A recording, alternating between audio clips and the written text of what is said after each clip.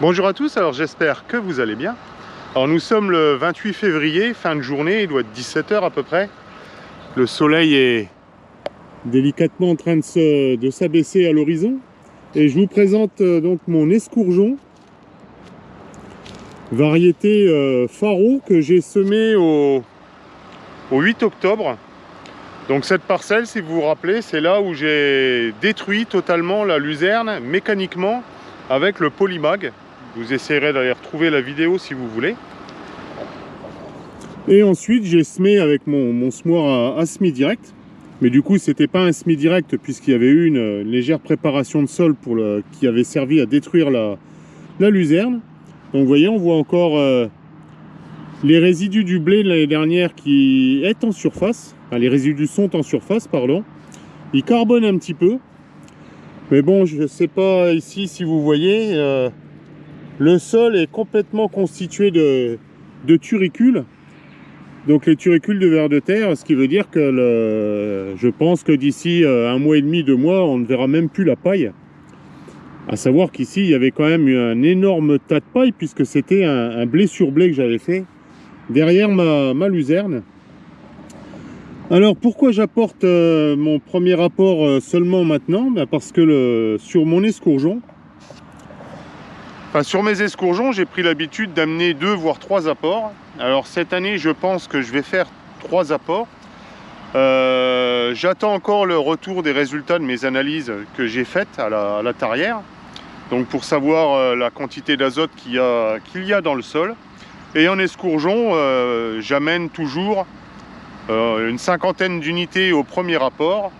Ensuite environ 60-70 unités au deuxième apport. Et je fais un 3e apport qui va jusqu'à la dose totale que j'ai déjà calculée par rapport aux résultats, on va dire, départementaux, puisque j'attends toujours le retour des reliquats qu'il y a exactement dans ma parcelle. Alors il est au stade talage, hein. Un escourgeon, je fais toujours le premier rapport au stade talage. Donc vous voyez, hop, on va tirer dessus, voilà.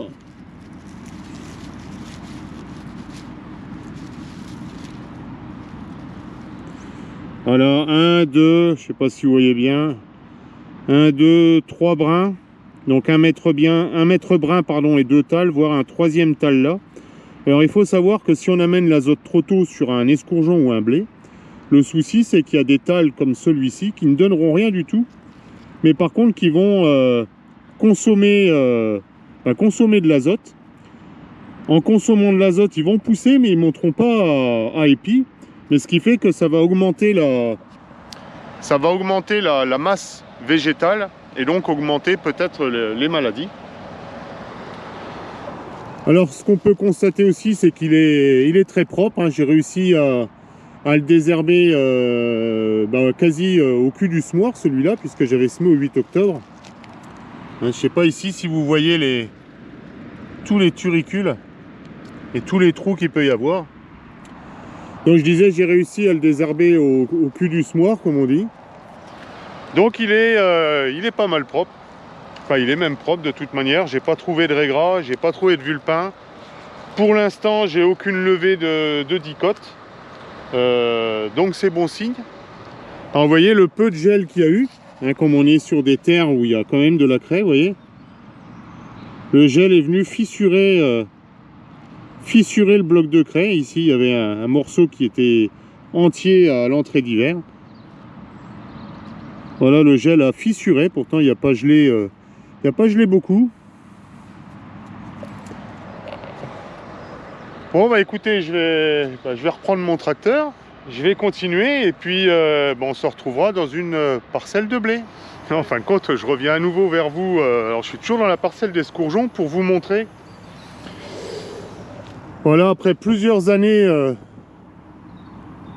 de non-labour, ce que ça donne au printemps, malgré la forte pluviométrie que l'on a eue. Vous voyez, j'ai à nouveau tout juste l'écran du tracteur qui marque. Et pourtant, là, je suis dans ce qu'on appelle un fond chez nous. Vous voyez, on voit à peine la passée de traitement.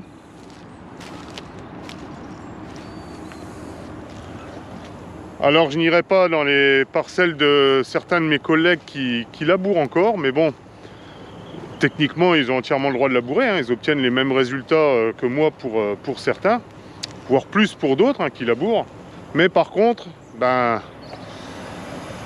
Vous voyez, là je viens de marquer mes passés, sachant que j'étais déjà passé, comme je disais, au mois d'octobre pour désherber.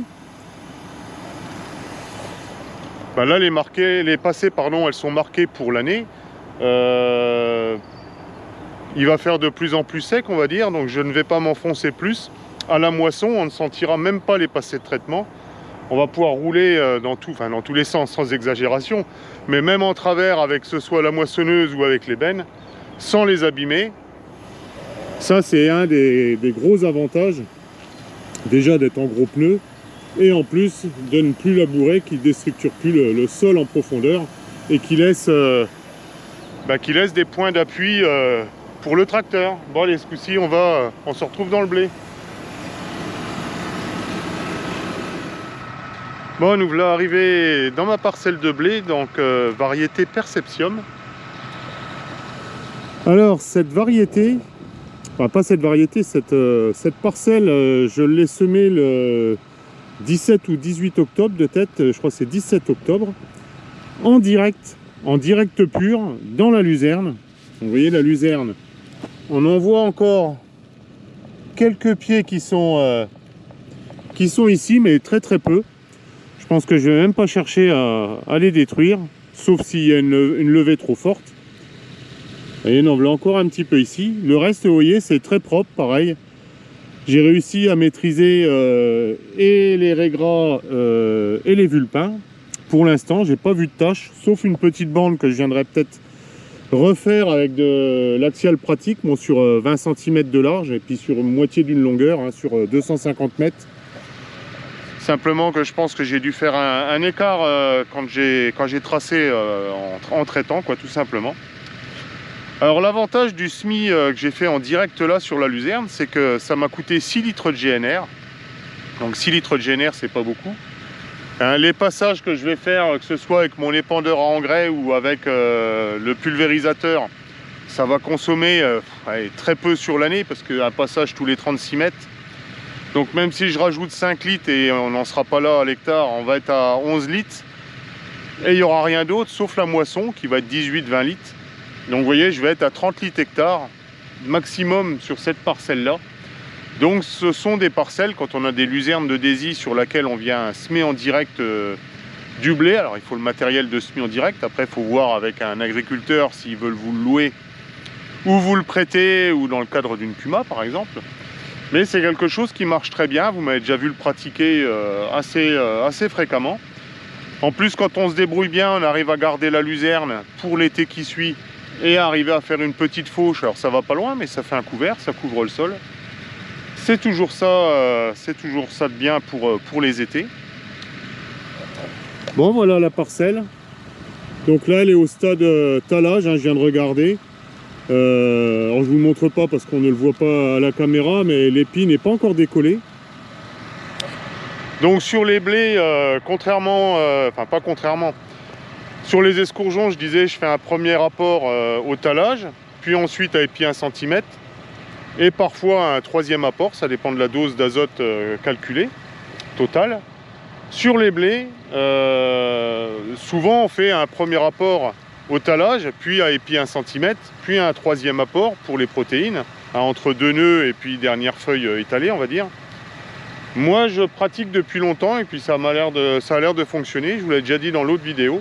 C'est que là où j'ai des doublements, c'est-à-dire en bordure de parcelle, hein, entre la fourrière et puis les amener, vous voyez la fourrière qui est en bordure là-bas, et puis quand on arrive comme ça, du coup sur 30-40 cm, on a un doublement de la population, donc on a une demande en éléments fertilisants qui est double, ce qui fait que ça réagit beaucoup plus vite, notamment à l'azote, et on voit jaunir un petit peu. Et là, depuis quelques jours, on commence à avoir un frémissement de jaunissement. Alors je profite de cette magnifique journée où il n'y a pas de vent du tout, il pleut pas, ça colle pas du tout, pour apporter, faire mes apports. Parce qu'après, s'il refait beau, je vais avoir beaucoup de boulot dans les semis. Voilà pour les quelques explications. Donc très belle parcelle. Alors vous voyez, on voit encore des petits ronds, je sais pas si on les verra à la caméra, des petites zones comme ça, un tout petit peu plus claires. Alors c'est malheureusement, dans les luzernes, on est souvent attaqué par les mulots, les souris. Donc ce sont des restants, hein. J'ai beau y mettre l'hiver des petits perchoirs, ça n'a pas suffi. Donc vous voyez, on doit trouver des trous quelque part. Voilà, le trou est ici. Donc ils viennent grignoter les blés, les pieds de blé pendant l'hiver. Vous voyez, on voit bien là les turicules de vers de terre.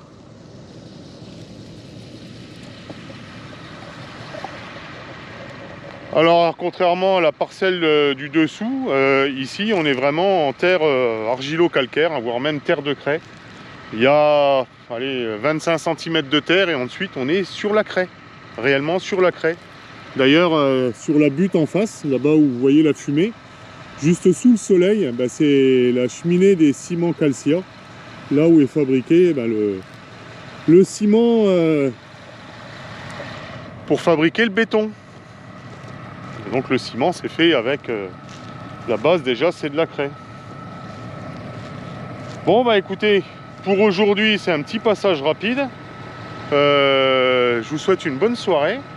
Et puis hier, parce que hier vous n'avez pas eu de petite vidéo, je suis allé chercher un petit matériel que si j'ai le temps je vous le présenterai demain, hein. C'est un petit matériel d'occasion, vraiment tout petit, mais bien sympathique.